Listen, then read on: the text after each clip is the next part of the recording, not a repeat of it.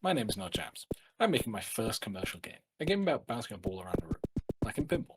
While traveling, I thought of this game's premise and I quickly wrote it down, created this image, a simple diagram of how the game might look and function. I got so excited about it, I forgot to record myself setting up at the beginning, but here's one of my very first tests. No audio, no fancy visual effects, no complex code, and strangely enough, it was a little bit fun. Seeing the ball bounce off the walls felt good, and I knew it could become something. Then I made a script to handle moving the bumpers themselves. I want the player to be able to click and then pick up any bumper they want and then move it to where in the grid they need. I made this little button to allow them to rotate and bam, there you go, placeable bumpers. Now I need a way to spawn them. I had the idea that I needed an inventory system, so I made this slot that could receive and give bumpers. I think halfway through making it, I decided that it probably wasn't best though. I think I want to force the player to place and pick up things immediately rather than just storing it for later.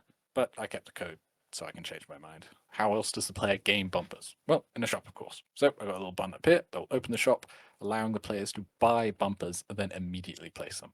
I also made a coin mechanic, although at the moment it doesn't do much. I'll come back to it next week. Added a little results menu with some information on how well the player did in the previous round, some text to let the player know how fast the ball is moving, and some floating text that displays how many points were earned for each bounce. As the goal is to make the ball go as fast as possible, it's important to let the player know how well they're doing. The picker mechanic didn't feel very responsive, so I made it so when you pick up a bumper, all the unavailable tiles turn grey. And I made them lerp so they slowly turn grey rather than just instantly popping in and out.